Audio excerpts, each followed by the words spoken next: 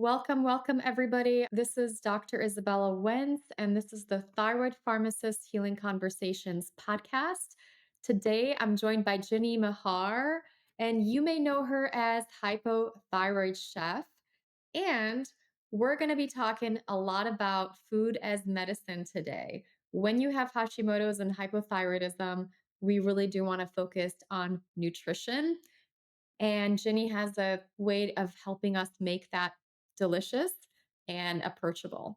I'm going to give you a little bit of information about her. So, Ginny Mahar, FMCHC, is a functional medicine health coach, cordon bleu chef, and thyroid advocate. After a Hashimoto's diagnosis in 2015, she launched Hypothyroid Chef to share thyroid friendly recipes and lifestyle strategies. She later created Thyroid-30, a whole health food and lifestyle program endorsed by top experts, and founded the Thrivers Club, a supportive community for thyroid patients. As host of the Thyroid Healthy Bites podcast, Ginny inspires her audience with practical tips and compassionate guidance, blending her thyroid friendly food and lifestyle approach with expert interviews and tales from the healing journey. So, thank you so much for being here with us. It's so great to have you. Thanks so much for having me, Isabella. It's always a pleasure to see you, and I'm excited for this conversation. Likewise. So, I know a lot of us kind of get into the world of hypothyroidism and thyroid health because of our own healing journeys. Can you share with us, who is that the case for you as well? Oh, yeah, absolutely. I always say that, my story isn't necessarily a unique one, but it is a very relatable one. So I was diagnosed with hypothyroidism back in 2011 postpartum. So my son had just been born. He was maybe 2 or 3 months old, and my doctor said, let's run a thyroid test and see how you're doing. It turned out I was actually hypothyroid. So, like so many patients, I just, got my prescription for levothyroxine and went on my way. And, we looked at my TSH maybe once a year, and that was it. And for the next 4 years, my health just really was on this kind of slow downward spiral to where eventually I hit rock bottom. I was sick all the time. I was tired all day, every day, from the time I woke up to the time I went to bed. I had really horrible brain fog. That was one of my biggest symptoms where, sometimes I'd be behind the wheel, like, I don't know if I should be driving right now. I just feel like such a space cadet. And, the other thing with that is I would just find myself like not remembering things that I have to remember the dogs in the back of the car, things like that, where it's like, this is not normal. Plus, I've always worked in some capacity as a writer, and that particular skill became very, very difficult for me. Just stringing together words, that word recall, things like that. So I was really starting to get affected. And at the time, I was working as a cooking instructor at our local health food store.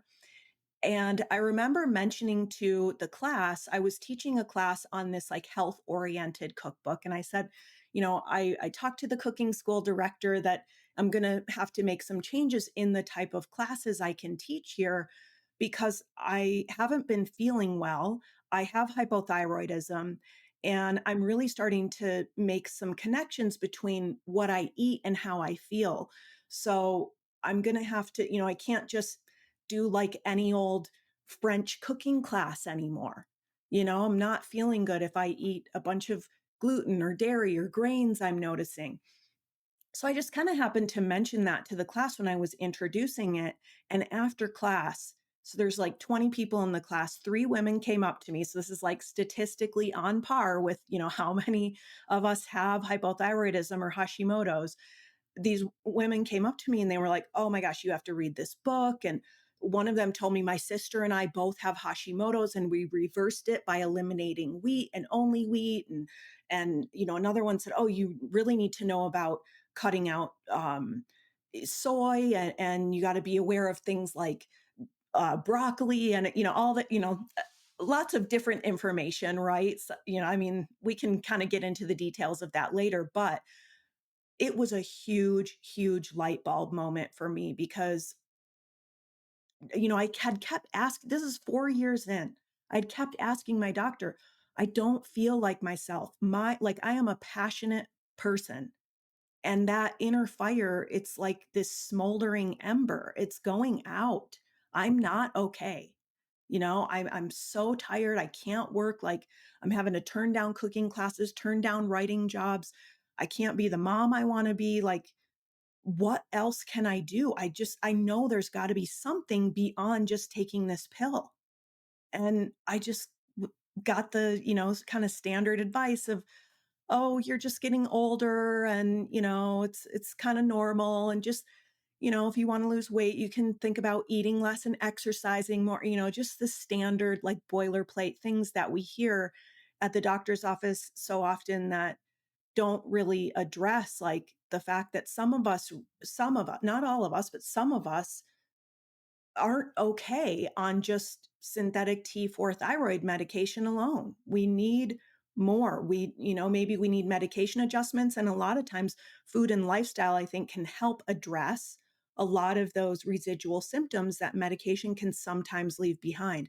So it was a big light bulb moment for me and just so validating that how did I not know this? I have to, read all these books. Your book was one of the first I remember like that night getting online and oh my gosh, there's all this information out there I didn't know about. So it was this huge awakening. And to get to like the happy ending, I did eventually I went seeking, I kind of just was like, I need better answers. I need different help. So I actually ended up going kind of outside the conventional medical realm and working with a naturopath who helped me so much and helped me optimize my medication, helped me do some root cause testing. She was my root cause detective, so it was just so, so helpful. All these, discoveries came into my awareness, and we were like, she helped me make a plan. Do this is the most important. We're going to start with your gut health. But really, the first thing she talked to me about and what started to turn my health and life and energy around was food, anti inflammatory eating, thinking about things like gluten and dairy, making that the thyroid gluten connection and understanding how, yes, you're absolutely correct that the foods you're eating are affecting how you feel. And you can really move the needle when you start to kind of identify what those are and make some of those thyroid healthy changes. And so within really a few months, I had completely turned my life, health, and energy around. I had started Hypothyroid Chef. This is in 2015. I was like, if I'm going to be doing this, I might as well share it. I've had like 6 recipe blogs. So I was like, start another one. But this one stuck. And I've been doing this since 2015 because I love it so much. And because it just that lived experience for me was so huge, and I just couldn't sleep at night thinking there's other people out there like me who are just being told there's nothing you can do. This is normal. Don't worry about it. You're just getting older. You're just a new mom or whatever. It wasn't normal to feel tired all day, every day. It wasn't normal to have debilitating brain fog at, 38 years old or however old I was then. You don't have to feel that way. There are better answers out there, and there's so much that we can do. And having, a 20 plus year background in food and cooking, and loving growing my own food, healthy organic cooking, all that. I already loved that. It was like, I feel like I have something I can offer here that is needed. So that was the start of Hypothyroid Chef. And it also, really showed me how important community is when those women came up to me after that cooking class and shared with me. It's like I could still be going along completely oblivious to some of these things, right? Like, and I meet people every day in my coaching practice who it's been decades. It breaks my heart, but there is so much more we can do to feel better. You don't have to be struggling and suffering and slogging through this alone uphill, you know, through the snow. Like both ways uphill through the snow, right? Like it can be easier, and so much of that is getting support. So that has really driven my work. It changed the course of my career. It changed the course of my life and health. It enabled me to pursue my dreams once again, to be the mother, and the person I wanted to be. And it's given me just an awesome, livelihood and passion to pursue. So, Mm, I love this. Thank you so much for sharing your story. It's always interesting to see where people like what kind of backgrounds people have, and then they end up getting hypothyroidism and the Hashimoto's diagnosis. And then for some people, it's absolutely like a crushing experience and it can be quite devastating. And then for some of us, we kind of get this and we're like, you know what? This diagnosis, after some time, yes, it feels like a curse, but after a while, it sort of becomes a gift, because it helps us figure out what we're meant to do in life and how to use our talents to help other people based on what we have learned. And you were already a talented chef and knew so much about food, and you were already a food blogger, and you were already like a avid writer. And so it's incredible to have all of that experience that you've had, and now combining it with your knowledge about hypothyroidism and your own personal healing journey. And now you're creating this resource that's helping so many women thrive, and we feel less alone because you're here. And we're also not eating like really boring kale, sandwiches, gluten-free kale sandwiches with our water, you know what I mean? So I so appreciate where you're coming from and that you've created everything that you've created out of your, healing journey, and something that you could have been like, this is devastating and I'm just going to feel bad for myself for the rest of my life. You were empowered and you were like, this is something that I'm going to try to figure out and I'm going to make myself better. And now you're helping thousands of people. So thank you. Thank you so much. aw, that's so sweet. You're going to make me cry. Thank you. That's very kind. And, it's such an honor to be on this shared mission with you. That's one of my favorite things about being in this realm is all the amazing people I've gotten to meet and connect with. And so many of us are really driven by that personal lived experience. And there's a lot of heart that comes from that too, and it's just been awesome to connect with you that way. And I feel the same about everything you do too. So thank you so much.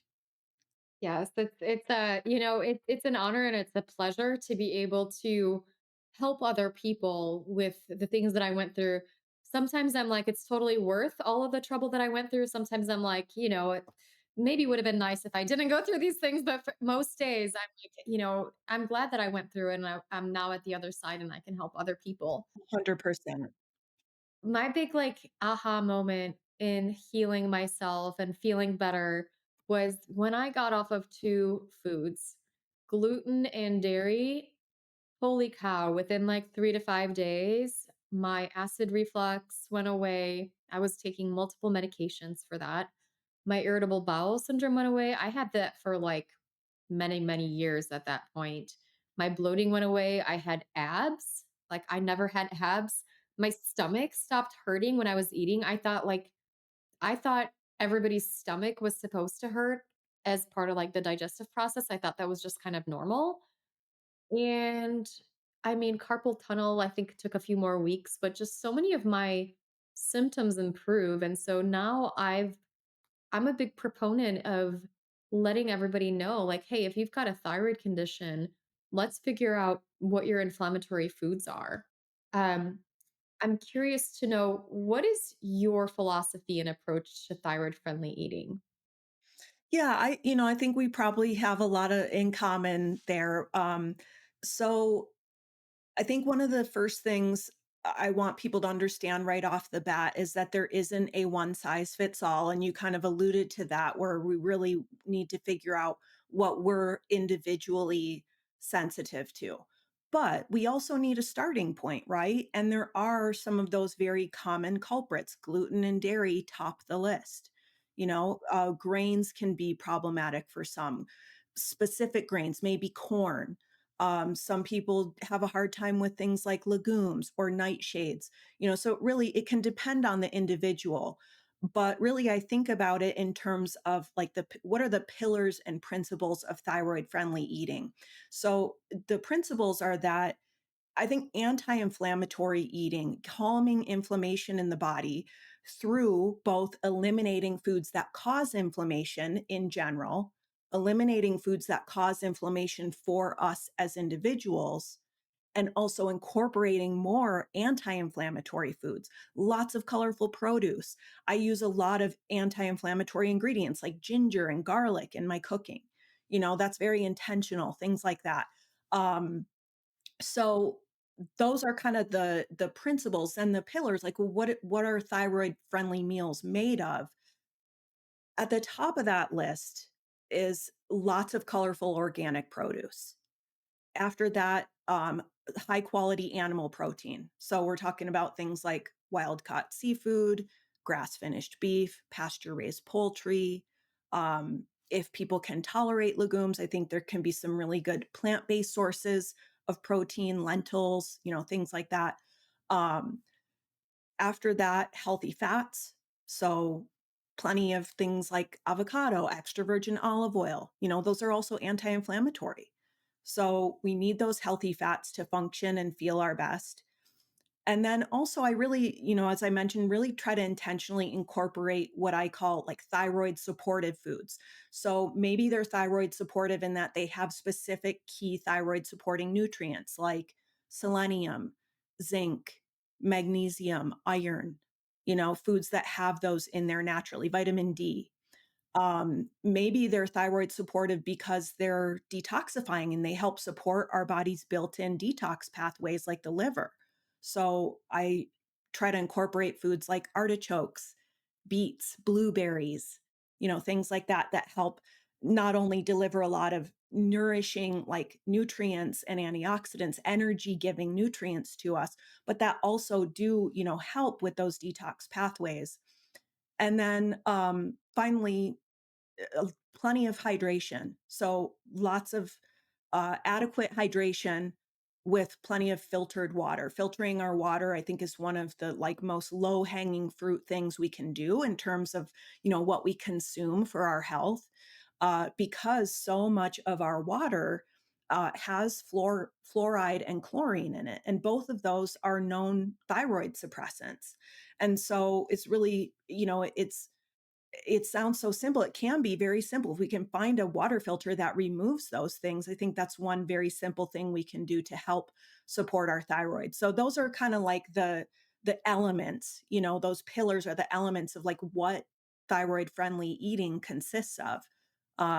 So yeah, that's kind of the philosophy that I take there. And I think, one thing is, like I said, we need a starting point, right? So there are a lot of common dietary templates people use. Um, so maybe they start just by going gluten free. Maybe they do gluten and dairy free. Paleo can also be very helpful for, thyroid patients, especially autoimmunity. And then there's, of course, the autoimmune protocol or AIP diet. And so those are kind of the main templates that I see people using or variations on those.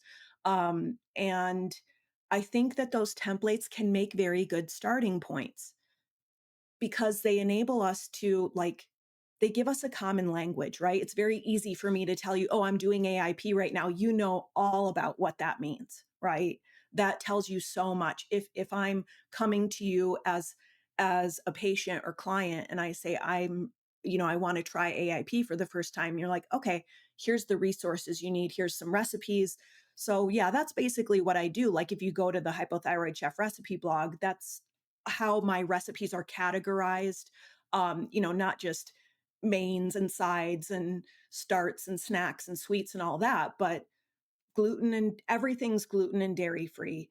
Most of my recipes are also paleo, and many, if not most, are also autoimmune protocol friendly. So that's kind of what I focus on. I think, from there we can start to personalize, but those templates can be a very helpful starting point because we got to start somewhere, right? Yeah, I love that, and I think it helps people really get on track because the gluten-free and dairy-free diet is a really great place to start, and then you can sort of start looking for recipes that fit that. I know in my experience, I also like to exclude soy because I think it's a common inflammatory foods for a lot of people.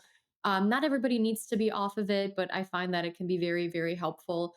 And then some people might just want to start off paleo, or some people might want to dive deep and say, like, I'm going to try to be with the most restrictive diet. Maybe they have a lot of symptoms or they've tried other things, and they might start with like the autoimmune paleo approach. And I love that you have recipes for no matter what stage of the journey that they're on, and you're helping support that. Um, to support them. I remember when I first was diagnosed, I had was like trying to do the paleo diet, and there was like nothing out there. Like I think I found one book and it didn't even have any like pictures. Like there was like hardly any blog posts I could find. And it's just, if you don't prepare for it, if you don't like study, it's going to be so much harder to do the diet correctly. And you might not get all the same benefits from it. Now, I will say, like, there are people, like, on one hand, they kind of go underprepared into the healing diet, and that may be something like a pitfall that they go into where they're like, okay, well, I'm going to do this diet, but then they end up at like a fast food restaurant and they're like, oh man, there's like nothing I could eat here. Or they just don't plan properly, and that can be one big pitfall. What are some of the other pitfalls that you see of, you know people trying to follow a thyroid friendly diet? Mhm. Yeah, I would say at the top of that list is perfectionism. That's something that I see really getting in people's way, and it's very, very human. I always there's this saying in writing, wear this like a loose fitting garment, right? We can find some like roominess in here because we're in this for the long haul. We've got to find an approach with this that we can stick with. So I always think about like the most loose fitting garment. I'm a fan of caftans. I don't know if you've discovered those yet, but I think everyone needs at least one caftan in their wardrobe, right? So it's like wear this like a caftan versus like a straight jacket. It's funny because I was just on a coaching call yesterday and someone brought this up and she was like, I just feel like if I'm not doing it 100% right, then it's wrong. And she noticed we had just done this gut healing visualization. And she's like, gosh, I'm really noticing from that, like sending healing light to my gut, how I speak to myself in a way that isn't necessarily super kind. Right. And so relatable. Right. And she's like, then I thought about Hashimoto's and how my body's attacking myself itself, and then here I am, like maybe in my mind, kind of doing the same thing, feeling like if I'm not doing this perfectly, or if I'm not doing enough, I'm never doing enough, it's not enough, you know, then it's not right. It's not worth doing, or I'm just a failure, whatever, the things that we say to ourselves that we'd never say to anyone else. That perfectionism can really it's a very, very common pitfall that people bump into. So, yeah, finding our caftan to kind of, be able to approach that in a way that allows us some room to live our lives, enjoy our lives, go to a restaurant, have the celebrations, travel, and not feel so stressed out about that. Sometimes the stress can almost be like worse for us than the foods themselves. And I don't say that to minimize the fact that some of us really do have to be very strict. Some of us have very strict dietary restrictions that are very real, and we do need to stick with those. But, I think there's ways to approach that does have a little bit more roominess in it. Like when we find our dietary hard lines, that I think is a very helpful step that can kind of avoid that pitfall. Um, but I want to, before getting into that too much, I want to answer your question and talk more about like some of the common pitfalls I see. And this is kind of along the same lines of the perfectionism, is thinking that if it's not working, you're not trying hard enough, and I think this really like sort of feeds into that same like mindset of I'm having a flare because I did something wrong. I'm not strong enough or disciplined enough to do this. And the bottom line is, and I really say this from the heart because I know I face these same things when I have a flare. Think about how it is as a health coach or the thyroid pharmacist, how hard that can be when you're in a flare and you're like, I know all the right things to do. I'm doing all the things. Maybe I'm not doing them 100% perfectly, but I am committed to them. And I'm still having a flare, or I'm still at a place where maybe I need to up my medication dosage, or I'm still at a point where I have antibodies that I haven't been able to like reverse my diagnosis. That doesn't always mean that you're not trying hard enough. It doesn't mean it's your fault or that you're doing something wrong. We can be doing everything right and still have flares, still need medication, etc. And then I think the last pitfall I'll mention is just the overwhelm. That's probably the number one thing I hear from people that really stops them is too much noise, right? We have so much information. We're going in way too many directions all at once, right? It's like that analogy of throwing the handful of darts at a wall versus one dart at the bullseye, right? We're trying to make too many changes all at once. And that can really actually overwhelm our nervous system and I think undermine our progress. It makes me think of another coaching client who she was very focused on losing weight. That was like her main goal is I want to lose weight. And she was following all these different experts and she was doing everything like high intensity interval training and intermittent fasting and keto and all this stuff. And she's like, I'm doing everything and nothing is working. And it was like, that's kind of the problem. Doing everything can be a problem. So I think we've got to find a way to turn down the noise, choose mindfully what we're consuming and from who, find some thyroid savvy experts we can trust and, keep it to like a few and maybe just even temporarily mute, the others so that we can really just like focus on one thing at a time. So those are really kind of meta pitfalls, I guess, kind of big picture. I hope that's like what you were looking for. And we can talk about some of the more specific ones too, if you want. But um, just in working with my community, in coaching people, it's like those are the things that I really see in the big picture sense, getting in people's way and stopping them from making progress. Yeah. I'm just like listening here, and everything you said has been so relatable. And like, I feel like I'm healing right now because I've gone through a lot of these pitfalls myself. I know I was at a point in my healing journey where I was following something close to the specific carbohydrate diet, and I was eating like a lot of like almond flour, and I didn't feel good. I didn't look good. And yet I had this like thought in my head that I just like needed to follow the diet stricter and I needed to like eliminate more foods. And I was very much like, I I didn't go to my cousin's wedding in Poland because I was worried about what I was going to eat, and I really wasn't living my life, and I was living in this very like very fearful place, and it really was not a healing place at all. It just was something that I went through, and I know so many other people go through on their healing journeys where they're just like, man, like I'm just not doing well enough. Like, this is my fault that I have this. And they sort of beat themselves up. And that, like, stress, right? The stress about eating the perfect diet, the stress about like not doing a good enough job, that can really mess with, not just our minds, but also our bodies, our immune system, even our thyroid hormones, because that feedback loop of that that kind of like stress response can really imbalance our adrenals, and then that can impact our thyroid health. So really appreciate you sharing some of these pitfalls.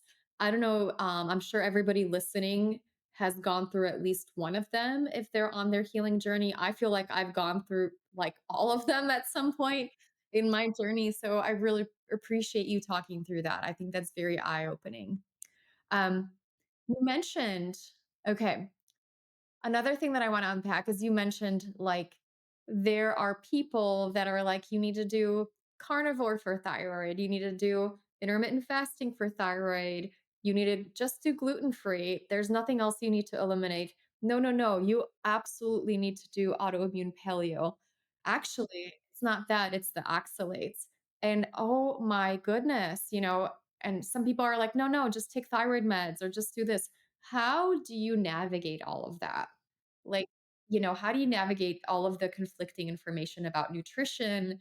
And what are some things that you tell your coaching clients? Yeah, such a good question. Yeah, I think we've really got to keep it simple. Like I talked about, just the example of thinking about the kind of information that we're feeding ourselves, right? Cutting through the noise and cutting down the noise. Information is another type of food. So let's stop overeating information, right? Pick those few trusted thyroid savvy experts. And I say thyroid savvy because a lot of those common health trends aren't really thyroid friendly, or they're at least, if they're not like thyroid unfriendly, maybe they're kind of risky for thyroid thrivers, right? Um, and yeah, some certain things come to mind around that. But I think, really being mindful about not just the food we feed ourselves, but that informational food, being selective and mindful about that, and taking kind of a less is more approach, and really thinking about who do I connect with, what feels who feels authentic to me. And if people are giving like too good to be true promises, or maybe taking an approach that doesn't feel grounded, paying attention to some of those red flags, and being selective in who we follow and listen to. And then um of course, just keeping it simple, right? Like we talked about the dietary templates of gluten and dairy free, paleo, AIP. At ground zero with that is just eating real food. So one way we can kind of start to think about that is we can think about building our meals by the plate. So that's I think a very a nice way to kind of take some of the overwhelm out of it, is thinking about our plate like, and I mean there's wiggle room here, right? We can wear this like a loose fitting garment, but about 25% should be like pretty protein rich. And then maybe about 75% of that is colorful plant foods, including some starchy plant foods with some more of those complex carbohydrates, things like sweet potatoes or beets. And then, of course, we want to incorporate some healthy fat. I mean, that's just like I can imagine, 5 meals off the top of my head like that, that wouldn't take even a recipe to prepare, right? Some grilled chicken and steamed broccoli, drizzled with olive oil, and maybe some quinoa for people who can do some gluten-free grains. Just as an example. So that can be helpful thinking about meals by the plate, also focusing on some just basic meal prep staples for people who maybe don't like to cook. That's kind of one thing that I've had to sort of grow into as hypothyroid chef, is I started this as from like a chef mindset, like I've got to impress people. I've got to make like these fancy recipes. And then I realized like this community doesn't want that. They need meals they can put on the table that they can feed their family, that don't take long to make, that meet their dietary restrictions that they may have, and that are going to help them feel better in a way that doesn't like have them cooking all day. So one of I think the easiest ways to do that is to focus on some basic meal prep staples, having things like maybe some shredded chicken in the fridge, or making a big sheet pan of roasted vegetables, roasted root vegetables, or something like that. Having some ready to go greens washed, and, like you can just grab them, throw them into a skillet, wilt them. You can put them into a salad. Um, and then maybe something like a simple green sauce or a vinaigrette, something, just even just those few basic meal prep staples, you could build a number of different meals out of a salad, a bowl, add some, get a box of bone broth and throw together a quick soup, so it can be very simple. And I think if we're having a hard time just with the food prep and provisioning piece of it, that can be very helpful for people. And then knowing that it's okay to go slow, to take a baby step approach, unless, of course, your practitioners are saying otherwise. And sometimes that is the case if someone has, something very specific or severe, like maybe they're dealing with SIBO or something like that. But I think for most people, it seems like they're able to slow down a little bit, take a baby step approach, give themselves that gift of the long-term mindset and letting themselves, letting it take the time it takes, right? So if going paleo feels like too much, maybe they just start by focusing on gluten. I mean, that is a powerful step. Just learning where are all the places gluten is hiding? How do I is there a bread out there that I like that's gluten free? Are there different recipes that can enable me to enjoy some of my favorite meals that don't include gluten? Are there some recipe resources out there that, somebody who provides gluten-free recipes that I like, that my family likes? Um, and then I guess the other thing I want to mention is just, defining your hard lines and your wiggle room. I think I might have mentioned this before. I do kind of want to expand on that a little bit because I think this is one where we can find a lot more freedom and ease with this is when we know what are the things I absolutely can't have. Like for me it's gluten. And where are the places where I have some wiggle room?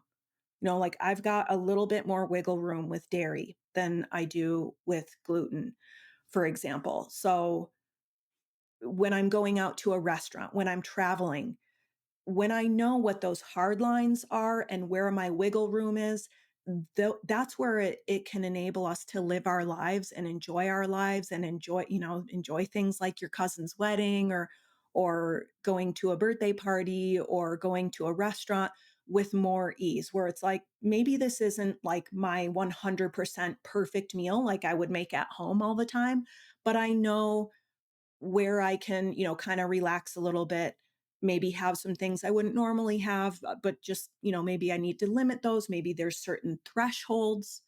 Maybe I can have a certain amount of some things like like with dairy, I can have certain types of cheese I've learned. Other types of dairy, or it's like, that's not going to work for me. I'm going to pay for that, so really defining those hard lines and wiggle room um, is very helpful. And it does also take time, because it's just, we have to go through that inevitable process of figuring out what works for me and what doesn't. We really have to be our own guinea pig, so to speak. And then I think just, going back to like that, meta perspective of just the mindset shift of shifting our focus from what we can't have, what we can't do to what we can, and it sounds so easy, right? And so simplistic, but that is kind of just a foundational like mindset shift to think about is um there is very real grief, there is very real challenge in this process of, for many, if not most of us, having to give up some foods, having some dietary restrictions. And so when we can, if we get stuck in that grief, I think that can be kind of a pitfall or a roadblock. I think this journey ultimately requires that we, for the most part, are able to think about what can I have? What foods do I like?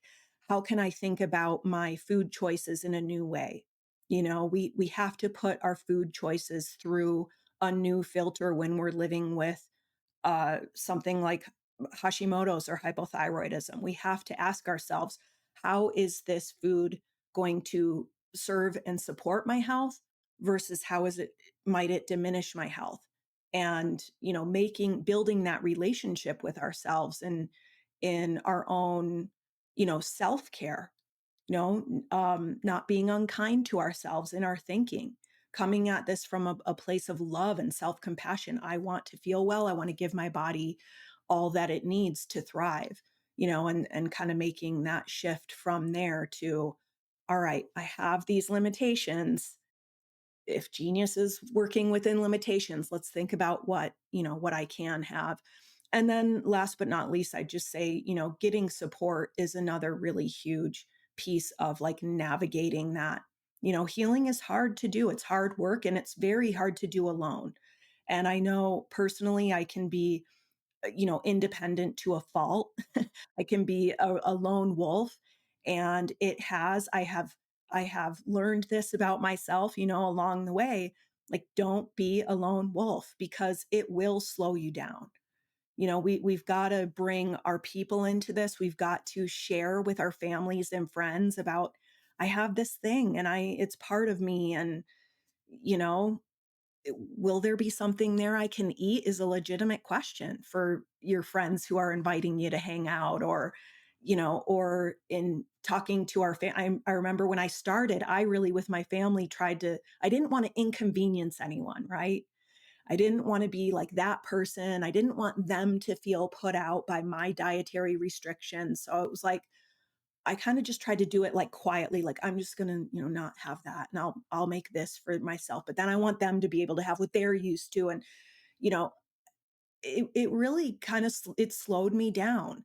And it wasn't until I kind of hit a wall with that and said, why am I not talking to them about this? I think as a mom, it made me think differently about that. Like, how would I want my son to see me handling this life with Hashimoto's? I want him to see me advocating for myself and finding solutions that, work for me and for our family and honoring my needs, so making that, I know that was a big turning point for me in making this a little bit easier was just inviting my loved ones in and sharing with them about what this means. And it really changed everything. They're so supportive. I wasn't giving them the opportunity to do that before, you know?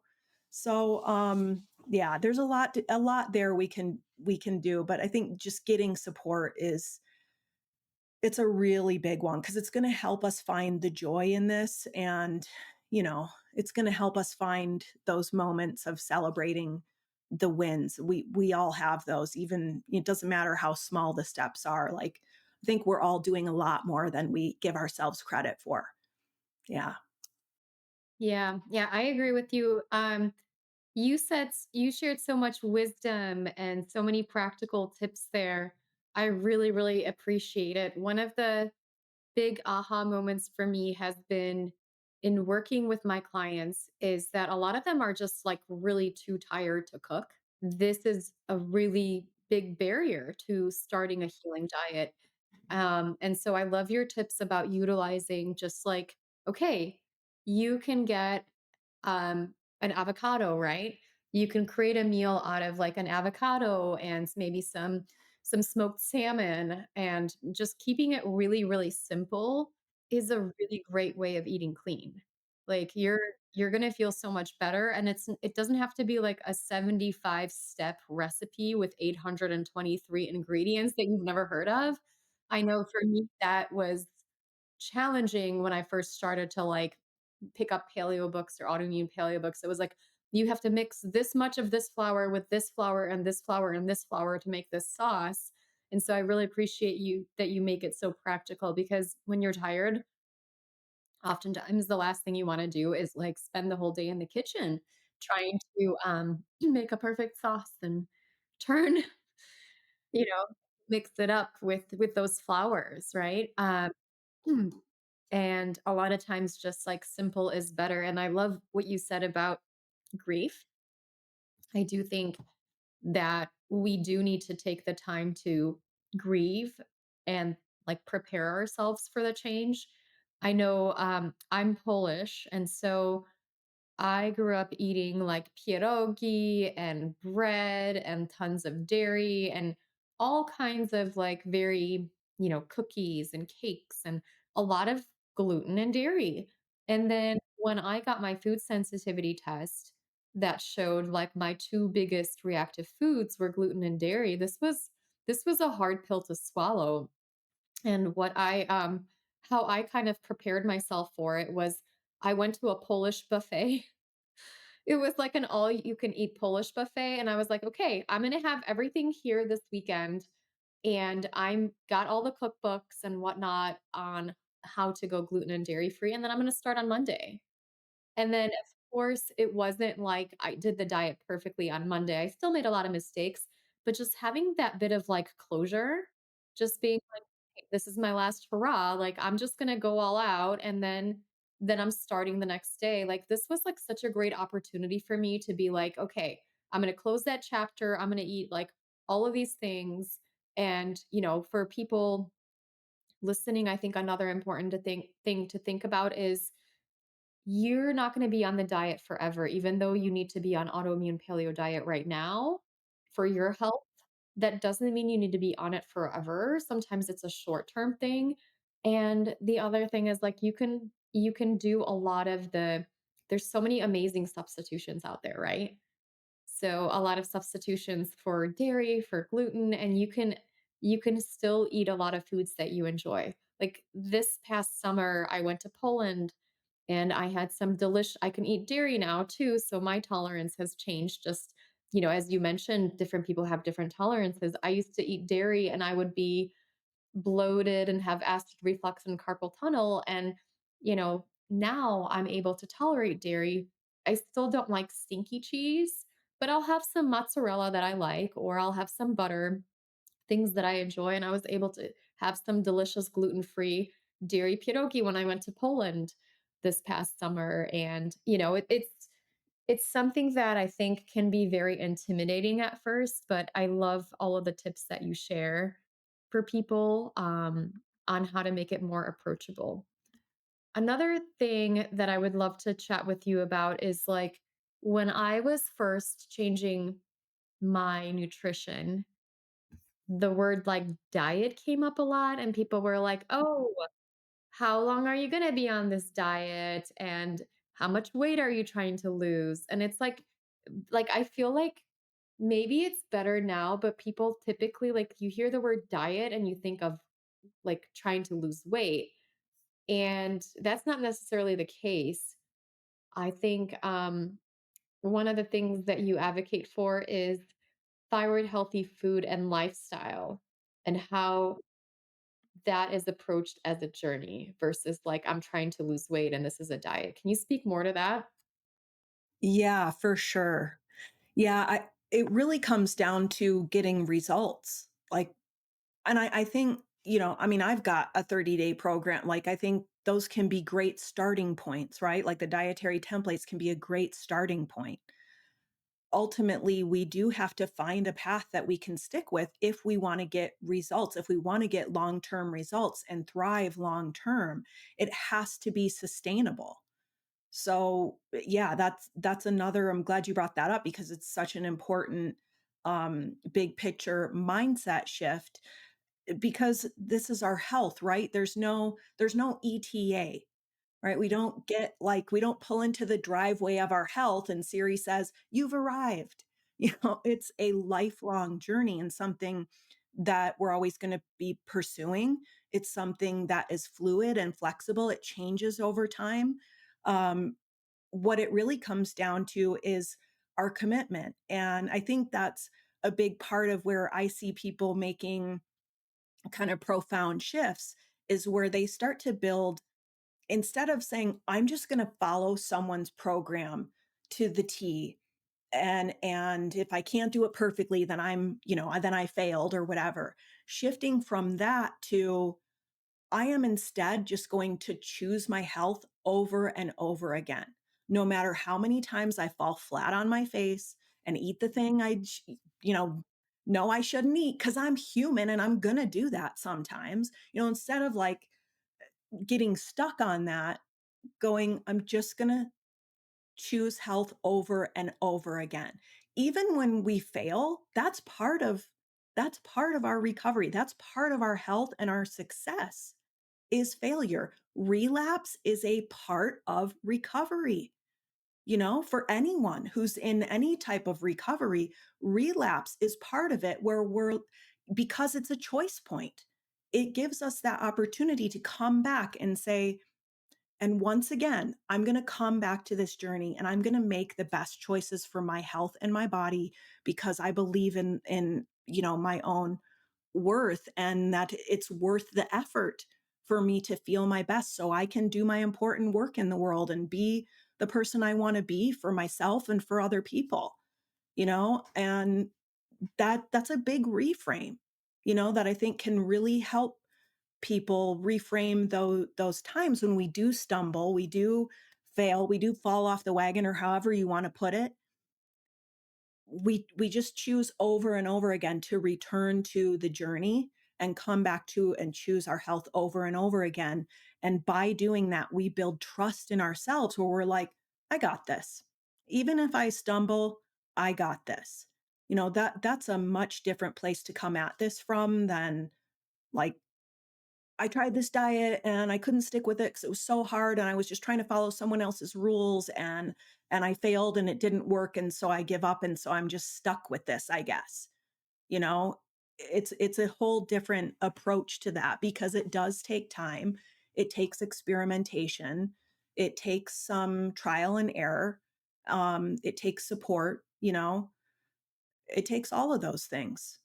So yeah, that's a big one. The thinking of this as, from a lifestyle perspective instead of I'm just going to do this diet. That's something I hear a lot from people who are new to this, who are like reaching out to me for the first time. Just tell me what to eat. What's your diet? What's your program? What's your and yeah, like I said, I think those things can be helpful as good starting points because we got to like learn the basics and all that. But ultimately, what I am, working towards helping people with is shifting to that long-term perspective of, all right, we started here, we have the basics. Now let's figure out like what do I need? Not just what, um this diet says is correct for some, but like what are those bio individual factors? What are the things that I specifically thrive on versus the foods that I don't? And how do I develop an ear for the feedback my body is giving me? So I'm really tuning in and listening to that and just continuing to build that trust in our ability to listen to and honor that feedback and to return over and over again to the healing journey and choosing our health over and over again. I love that. And for me, I know I can relate to that as well because when I was first starting off, I was like, I'm just going to do this diet for a short term and then I can go back to my habits. But once I started changing my diet around and my goal was to get Hashimoto's into remission, I was like, wow, I started discovering so much about nutrition. I started to feel so much better and so much more balanced. Like my not just my thyroid symptoms went away, but so many other unrelated seemingly symptoms went away. And then I began to discover other foods that I loved, and my taste buds changed and evolved over time. And at this point, like, I really love that I've discovered like a new way of eating. And I have, like, my palate has expanded so much, and I eat so many delicious, amazing foods on a day to day basis. But none of them look like the boxes of crap that I used to eat, like, in the past. Like, I've just expanded my horizons so much more. And I'm like, I'm so glad that I'm eating this way now because it's like preventing so many common health challenges that I could have been having. Like, if I were still eating the same diet I would be having, it's not like it wouldn't just be Hashimoto's. I would be struggling a lot with my weight. I would be struggling with my energy. I'd be at higher risk for so many other illnesses. And I feel great and I love the food that I'm eating. And it's opened up so many of my I guess it's just opened up my eyes and my horizons. And this is your new normal, right? Like you didn't start here. When you think about that journey from what you were eating before you even knew you had Hashimoto's to what you're eating now, like that was a process, right? It took a process to make that your new normal. But if we can give ourselves the time to do that and commit to that long-term approach, then we can take, those baby steps, honor and acknowledge and celebrate those baby steps. And then we also can build on those so that it's like, okay, I figured out the gluten thing. Now I just do this on autopilot. Now I'm gonna kind of, bring in something because I've had this, maybe I've had this kind of inkling or this gut feeling like I think maybe nightshades are a thing for me, or, whatever it is. I'm gonna try to expand and maybe learn about this and do some maybe try, dietary, like an elimination trial, see what happens. Like we can build from that, from the ground up, and it just doesn't happen overnight. If that it's like, but you just raised such a good point that when it becomes your new normal, like, yeah, I don't really think about it anymore. It's just the way we eat, it's the way we cook, it's the way we menu plan. Um, it gets easier. It gets easier with time. Yeah. Yeah, yeah, absolutely. And I think for anybody, like it's things, new things can always be overwhelming. And I think I just heard this recently. If you're feeling overwhelmed by something, that is the sign that your brain is growing, right? So you are creating new habits.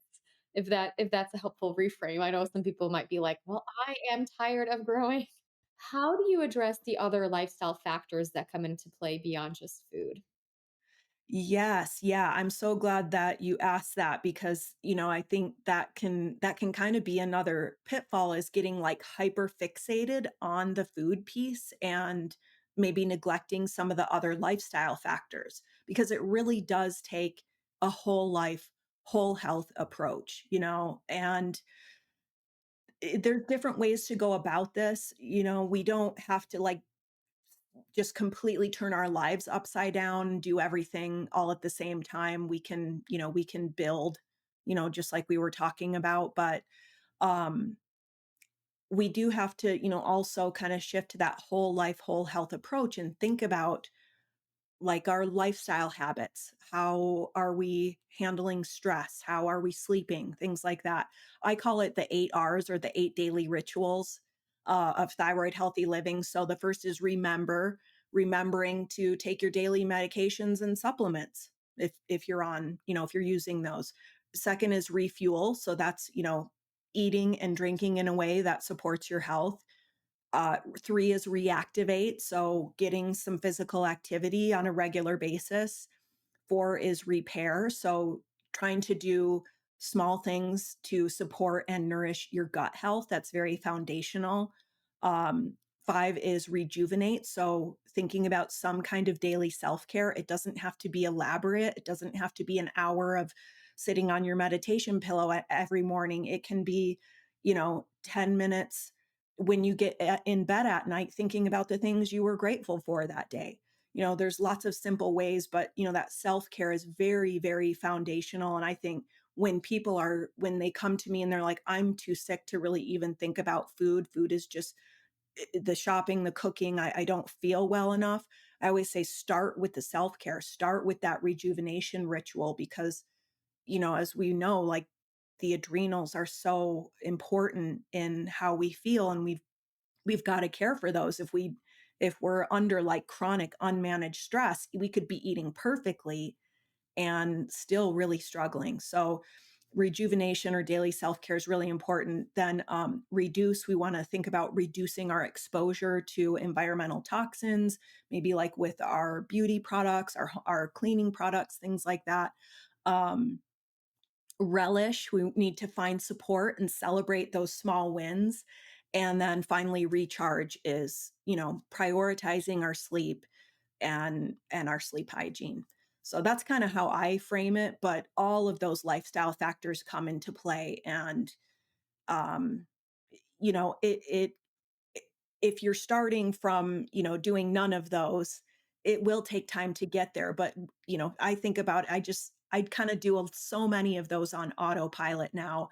And that's so much of what I do with my work and in my community, is making, like with Thyroid 30, making systems that make those things more They bring them to the forefront of our consciousness. They help us build awareness around our current habits.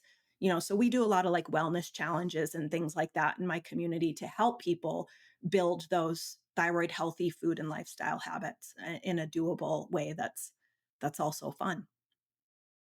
Oh my gosh, I love that. I've heard different variations anywhere from like 21 to 66 days to um to start a habit. Like when you do something enough times, it just becomes really ingrained, whether that's like brushing your teeth or first morning sunshine or taking your supplements. You do it enough times and your brain creates those neural pathways where it's just becomes second nature. So I love that you do these challenges for people, just to help them through that process. I love that. Yeah, it's a lot of fun. What advice would you give somebody struggling to find joy or balance on their health journey? Yeah. And, if you're feeling that, just know that you're not alone. Support is out there. There are so many resources out there that are available. And I think one of the most powerful things we can do is really celebrating our small wins, shifting to that, harnessing the power of the mind and positive psychology to sort of propel us forward. And this isn't about, toxic positivity and ignoring like we talked about, there's real grief, there's real challenges here, right? We need support. We need to feel the feels sometimes. But one of the like simple habits I think that can be very powerful for people is making a habit of celebrating our small wins. Like maybe that could be something, part of your self-care ritual. You get into bed and think about what was I grateful for today and what was my one small win today? And this is yeah, you probably know this book Tiny Habits by BJ Fogg. He's a behavior researcher from Stanford and there's science behind this. When we celebrate our small wins with what are called tiny celebrations, so maybe you're high-fiving yourself in the mirror, yes, like fist bump, or you're just in your own head saying, "Good job, you did that." Or, "Wow," give yourself a pat on the back or whatever it is, or write yourself a love note or whatever that tiny celebration is for those small wins. When we do that, we actually rewire our brain for healthy choices. This is the science of habit change. So that's something that, yeah, I talk about a lot with my community is, hey, you're on, you've made it to this group coaching call. Like, seriously, do your tiny celebration. You got yourself here and you made your health a priority today. That is a huge step in the right direction. You gave yourself this time, or you made the grocery list, you prepared the meals, you started a new self-care practice or whatever it is. Like any small thing is a step in the right direction. So we can, really kind of hack our own behaviors and thoughts that way by connecting those tiny wins to a tiny celebration like it's even like a few seconds of acknowledgement. I did that. You know, we form those positive neural pathways that make us it's like, we were talking about our new normal, like we do these things on autopilot. A lot of that has just happened over the years of doing this, where it's like, there's no other alternative than to make these healthy choices because I know what my body thrives on now. I'm committed to that. I've built that trust in myself. It's inconceivable to think about just going back to the way I was eating before. I would feel terrible, and I've wired in those healthy choices with the tiny celebrations and, celebrating those small wins and making those positive associations. So this feels fun. Because you and I talked about this when you were on my podcast. Like the joy factor is important. It's really important. We have to find like the joy in this too. We've got to figure out a way where it should feel yummy. It should feel fun. It should feel like, and of course it's not always going to be easy, but that's just like I think a very kind of simple way to find some of the joy in that is consciously practicing that, consciously going, I'm doing it. I'm making this new healthy habit. I love that. I think, yeah, I'm a big proponent of like viewing life as an adventure. And so, whatever I undertake, no matter if it's like not sleeping because of nighttime parenting or going through learning a new habit or starting school, starting graduate school, it's like this too shall pass. And I'm going to, this is going to be hard for a little while and then I'm going to get used to it. But you try to view it from a perspective of an adventure where like it's an opportunity to grow, it's an opportunity to learn something new. And I'm also, you mentioned when we spoke on your podcast, I'm a big proponent of just doing pleasurable activities. So maybe, you find some ways to add that into your healing journey, whatever brings you pleasure. Maybe I know a lot of people derive pleasure from eating, and perhaps that wasn't always a very healthy way for them to derive pleasure, but there's other ways, other healthy ways to seek pleasure and doing it in the healthy ways that really work towards your health goals can be a way to making it really fun. Mhm. You are offering us a free thyroid friendly grocery guide. Can you tell people where they can get that? Yeah, so it's just a one-page, very simple one-page download, the thyroid-friendly grocery guide. They can find it at hypothyroidchef.com/grocery. And this so ties into everything we were talking about today, especially that mindset shift of instead of focusing on the foods we can't have, let's focus on the foods we can. So it's just, that one page list of here's 130 delicious, colorful, nutrient dense foods to choose from that, are gluten free, dairy free, refined sugar free, soy free, etc. And I think why I've been using this since 2017, I think, and haven't changed it because it works and it helps people because what it is an imagination tool. It helps get our wheels turning and shift our focus from all the things I can't have to like, oh, there's a bunch of yummy things on here I like. Oh, I like that. Maybe I could make a meal with this and that. And, then you're thinking about just building a simple meal by the plate. It's like, oh, well, I could do this and combine it with that and put some of this on. So it just really helps people kind of get those wheels turning and is just a, easy reference that, people can tape to the inside of their cupboard or whatever for just, something that they can look at whenever they need to kind of, check in with I need some fresh ideas for what I can make meals out of. So yeah, that's hypothyroidchef.com/grocery is where they can download that. I love that. Thank you so much for sharing that with our community. And where can people learn more about your work? The best place to find me is at Hypothyroid Chef. So it's just hypothyroidchef.com. And of course, I'm on socials at Hypothyroid Chef, Instagram and Facebook mainly. And I've been putting a lot more love into my YouTube channel this year. But yeah, all of those are at Hypothyroid Chef. Thank you so much. So excited to have you here. I also have a few rapid fire questions for you. For sure. Happy to. Thank you. Are there any wellness hacks that you refuse to participate in?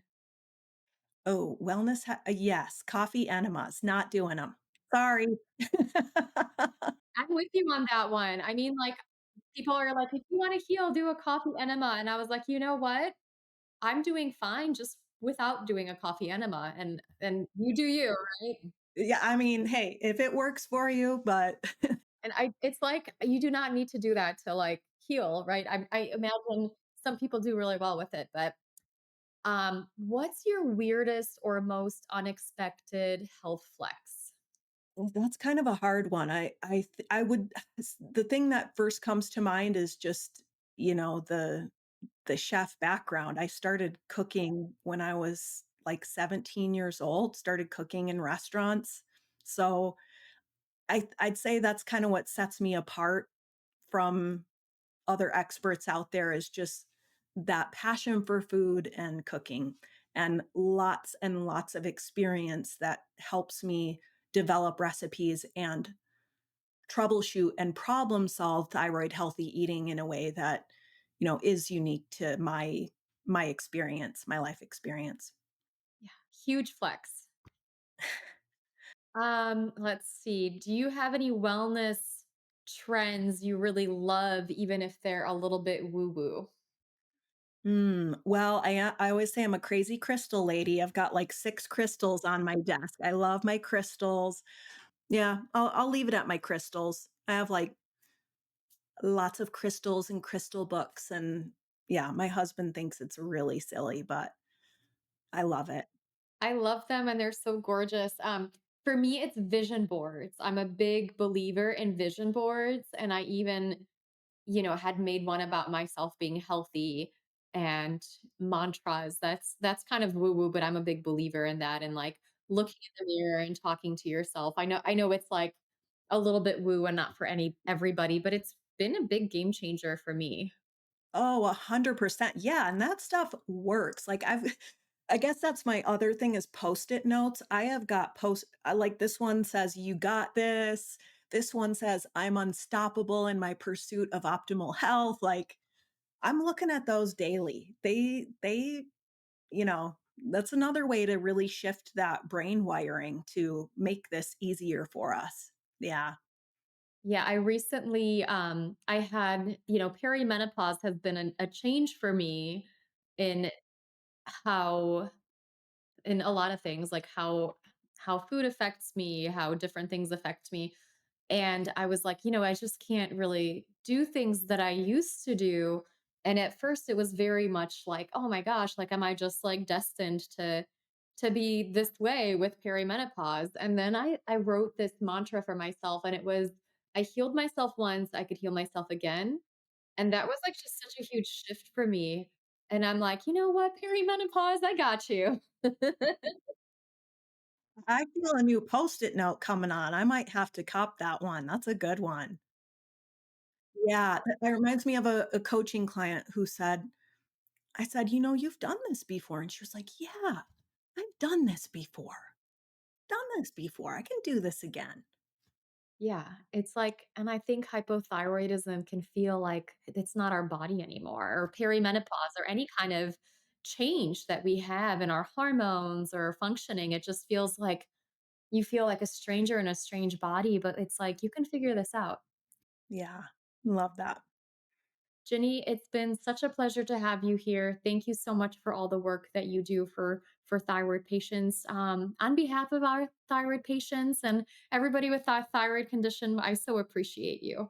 Oh, thanks so much for having me, Isabella. It's just always so fun to chat with you, and I really enjoyed this. Thank you. Thank you, everybody, for joining. I hope this has been a healing conversation for you.